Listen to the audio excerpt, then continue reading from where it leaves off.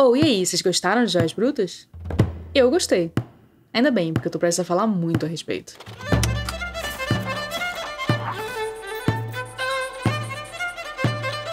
O tema do meu trabalho é o filme Joias Brutas, o primeiro filme de época dos irmãos Safdie, ambientado no ano de 2012. O que é muito mais difícil de criar do que um filme de época do século XV, por exemplo, porque ninguém que tá vendo o filme estava vivo no século XV.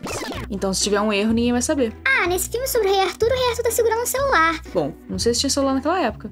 Eu não tava lá. Mas em 2012 você tava. Eu vou presumir aqui que você que tá assistindo esse vídeo tava vivo em 2012. Te dá esse benefício da dúvida.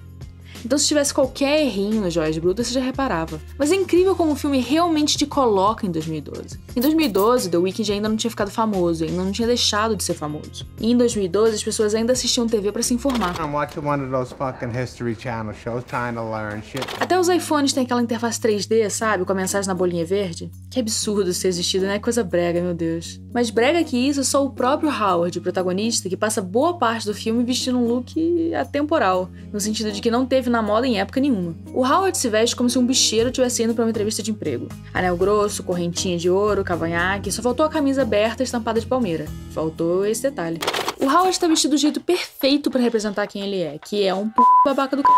O cara trabalha naqueles negócios de compra e venda ouro, dá relógio falsificado, penhora coisa que não é dele, trai a mulher, usa óculos com lente que muda de cor, anda na rua com o celular na mão, filmando um anel enorme, cheio de diamante. O que, se você parar pra pensar, é uma estratégia muito boa pra não ter o celular roubado. Você andar com um anel tão valioso que ninguém nem vai ver seu celular ali. Leva o anel e deixa o celular contigo. Era exatamente o que você queria. Ó, caíram na tua armadilha. O Howard é assim, ele é muito inteligente e muito burro ao mesmo tempo.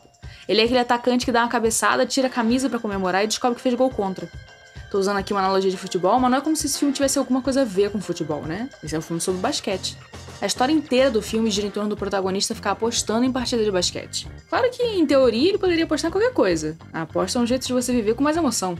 Dá uma adrenalina, um temperinho na vida. Ah, vou apostar aqui se meu ônibus chega primeiro. Pronto, já é um entretenimento pra você no caminho pro seu trabalho. Mas não faria sentido pro filme o cara apostar numa partida de futebol. Imagina o Howard apostando 100 mil no amistoso do Cabo Friense com o Belfort Roxo. 90 minutos termina 0-0. Funciona isso? Não funciona. Tem que ser o basquete, especificamente o basquete, porque esse é o esporte mais interessante de você apostar. Basquete é um jogo mais dramático, mais intenso. A galera faz isso o tempo todo, fica cada time com, sei lá, 80, 90 pontos. O jogo não para. De um minuto pro outro vira o placar e vira o placar de novo, não tem segurança emocional. A experiência de você assistir uma partida de basquete é de você simular um ataque de pânico. E é exatamente essa energia que o filme quer passar, a energia de você assistir um jogo decisivo. Sentado na ponta do sofá, roendo a unha. Tem um momento de ansiedade, aí o problema resolve, você sente um alívio. 2 minutos depois, o alívio já virou ansiedade de novo. É um caos.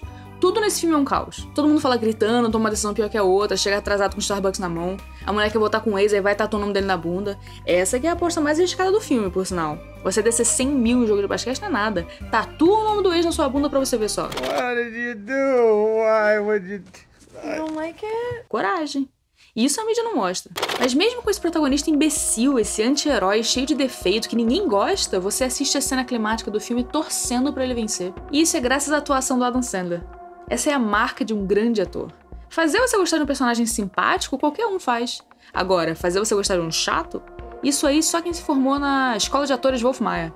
Só a nata. Te dizer uma coisa, sabe por que esse filme chama Joias Brutas? Porque tem uma joia bruta no filme.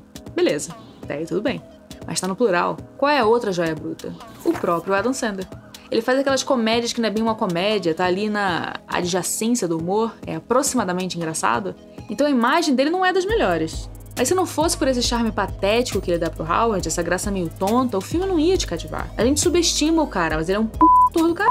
Ele é o quê? Uma joia bruta. E é por isso que ele mereceu concorrer a ser indicado ao Oscar.